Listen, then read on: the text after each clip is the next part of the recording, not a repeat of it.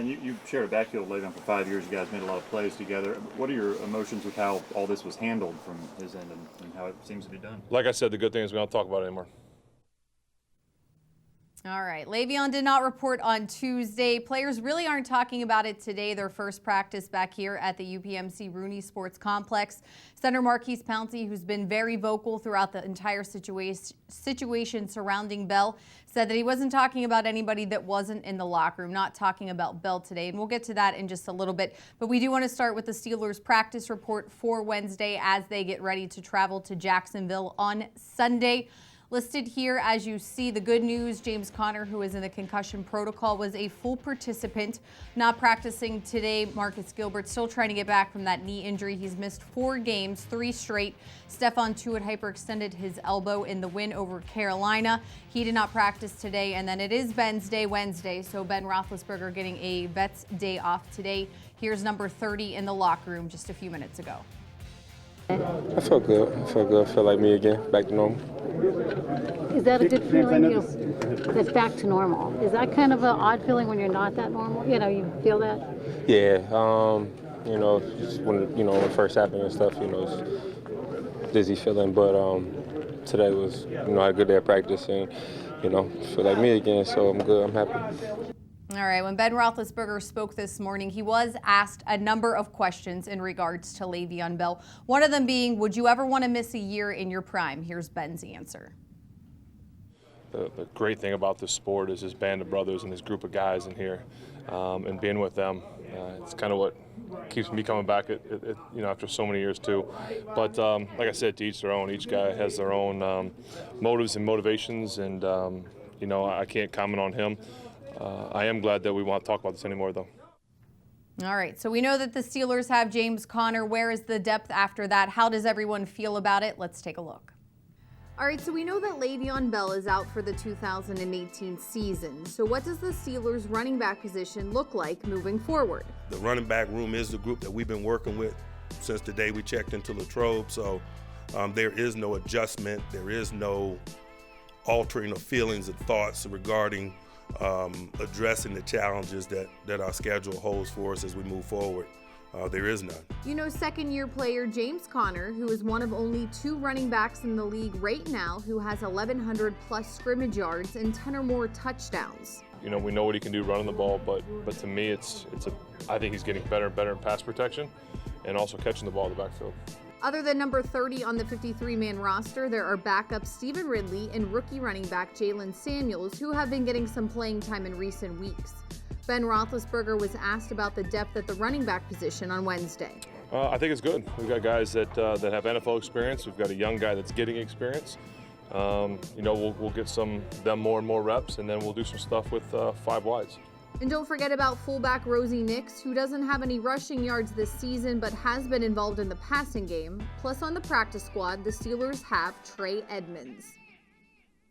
All right, and it is Ben's Day, so a big congratulations to number 7 being named the AFC Offensive Player of the Week for his perfect performance against the Carolina Panthers on last Thursday at Heinz Field. Marquise Pouncey called it after the game, saying didn't even need to see a game played this past weekend. Ben was going to get the nod this week. It's the 2nd time this season that Ben has earned such honors, the 17th time in his career. We still have a ton coming up here on Steelers Live. Mike Prisuta is standing by to join me for his perspective for Jacksonville.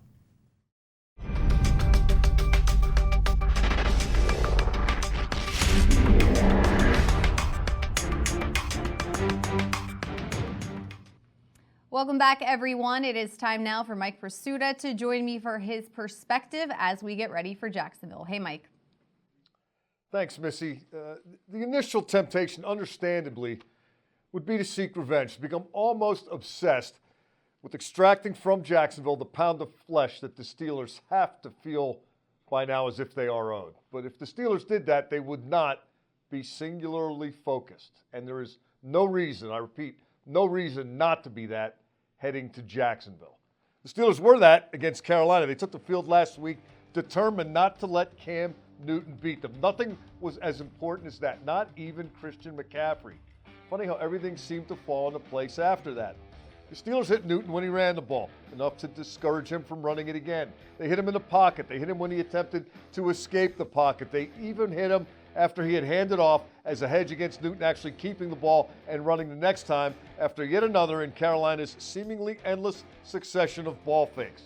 The Steelers were focused on what they needed to be focused on, and they did what they needed to do. They hadn't been that or done that either time last season against Jacksonville. Leonard Fournette ran for 181 yards and 2 touchdowns in October at Heinz Field, and the Jaguars scored 21 more points than the Steelers. And Fournette ran for 109 yards and 3 touchdowns in January at the same location, and the Jaguars scored enough points to knock the Steelers out of the playoffs. The Steelers aren't ever getting that one back. It's a loss they cannot avenge. They can win by 50 on Sunday, and it still wouldn't make sufficient amends. But if they lock in on Fournette, lock him down, take him away from Blake Bortles and the Jaguars' offense, the Steelers can go a long way toward ensuring that revenge-seeking won't even be a consideration the next time their path crosses with Jacksonville. Are you ready for some football? What's done is done. Sunday will be about this season and about the ramifications on this postseason. The only history the Steelers need to concern themselves with is the long history of those who fail to remember history being doomed to repeat it. And that is this week's Prisuta's Perspective. Especially, Mike, with the Thursday game and what you said they were able to do against Cam Newton, doesn't it make you feel that they were so consistent? They went in with the game plan, they executed, that if that is what they do against Fournette, like you're saying, you're going to have great success like we saw on Thursday. I think so, and I do think Fournette is the guy. Everybody knew he was the guy last year. He's had a tough year injury-wise. Started the opener, got hurt, came back in week 4, got hurt again, and then he played last Sunday against the Colts. He's only made 3 appearances. He doesn't have many statistics, but he kind of looked like a guy in that Colts game that was starting to get his feet back under him. He was starting to feel it again. I think the Steelers should expect him to be a lot better on Sunday than he's been all season, and we've seen when he's pretty good the effect he can have on a game. So, yeah, I would make him job 1. All right, one last thing for you. As much as this is Jacksonville's Super Bowl, this is the team that they were able to destroy twice at home last year. Don't you feel like the Steelers look back and have that really bad taste in their mouth twice, especially that playoff one, and maybe that's a little bit more motivation than what Jacksonville has going on? I think they have that taste in their mouth, but they need to kind of channel that. A lot of talk in the offseason and OTAs and training camp. Talk this week about Jacksonville and what happened last year, but I think they need to really focus in on the game. The only thing they need to do is win now and keep improving their position. Things are happening fast now. Stack some wins. Keep stacking. The conference standings are getting interesting. There's a lot at stake. And just win. It doesn't matter if the team you're playing beat you last time, lost to you last time, hasn't played you in 10 years. As a wise man once said, just win, baby. All right, Mike, thank you so much. Don't go anywhere. We're going to take a quick break. When we return, agree to disagree.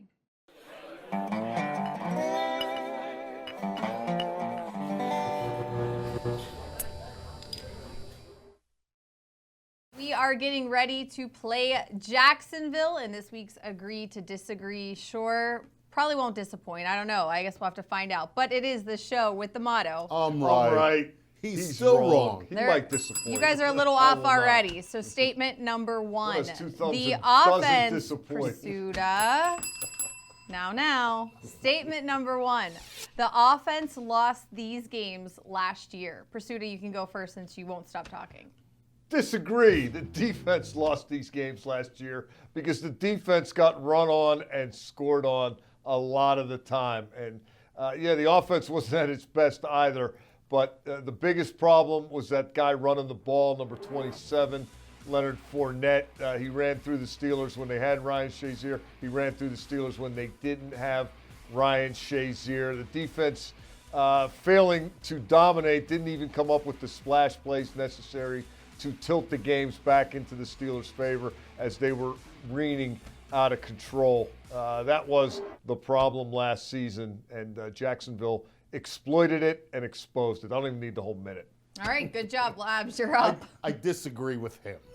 Let's just get that out of the way. And Mike's motto is never let the facts get in the way of a good story. And so here are some facts.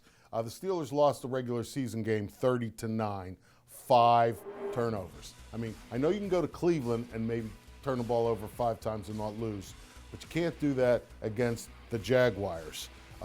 4 of the 5 turnovers in that game were touchdowns. After 2 of the turnovers, the Jaguars, as Mike pointed out, ran the ball into the end zone. On 2 of the others, they were returned directly into the end zone for touchdowns. In other words, what you heard after the turnover was the Jacksonville fight song. Then in the playoff game, the Steelers lost 45-42, turned the ball over twice. One was a return for a touchdown, and the other one set up an easy red zone rushing touchdown. Now, Yeah, I checked the rule book. You're allowed to stop. I don't know. I don't know what kind of math they taught at whatever high school he went to in Philly. But if you subtract 7 from 45, you have a Steelers victory, 42-38.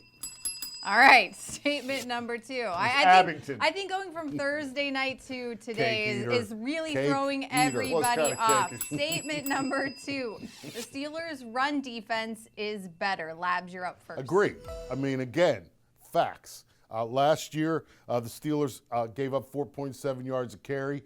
And in addition to the number, as Mike alluded to earlier, I will give him this. There were games last year where the Steelers were just manhandled. The other team controlled the game on the strength of their rush offense. That hasn't happened this year. There are some different mitigating factors. I mean, I think they will become more clear as the season continues.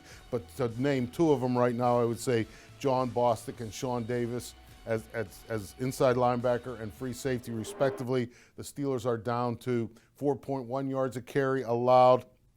They're 4th in the NFL in rushing defense. So it is better. Whether it's good enough or great or any of those things, those are subjects for future editions of Agree to Disagree. But the Steelers' run defense is better now than it was then. All right, Prisuta. Yeah, I'm going to agree. One of the reasons why it's been better is you mentioned all those turnovers in Cleveland, and the Steelers' defense didn't let them just run the ball into the end zone on the next snap from 18 yards away. As I mentioned a little while ago, I don't know if you heard while I was interrupting you because you continued to talk, but I looked up in the rule book. You are allowed to stop the other team after a turnover. You are allowed not to turn it over, too. That's also a rule. But that said, the run defense is better than it was last year, and it is better than it was at the start of this year. One of the most disappointing plays this year was the 9-yard run that the Chiefs got when they were trying to run the clock out, and everybody knew they were trying to run the clock out, and the Steelers let them do it anyway. One of the most impressive, Joe Hayden, a couple weeks in Baltimore, sticking his nose in there against pulling tackle Orlando Brown, and he winds up bouncing off of Brown and getting Alex Collins on the ground. The Steelers are playing run defense much better. They're more committed to it, and that is paying dividends. It is, dare I say, changing the possibilities of where they may yet be headed. All right. Not, be headed, where they might eventually go. Controlling their own fate. I'm going to start throwing the bell. All right, listen, you both agreed on the second statement. I'm going to have to agree with Labs on the first one. So had Ben Roethlisberger, especially after that loss to Jacksonville at Heinz Field in the regular season. That's the game Ben said he wasn't playing well enough, didn't know if he had it anymore. So Labs is the winner have the ball of anymore this a couple times. edition of Agree to Disagree. We are very done. I don't know if with I have it this anymore. one and today's edition of Steelers Live. Thank you so much for joining us. We'll see you tomorrow at 4 p.m.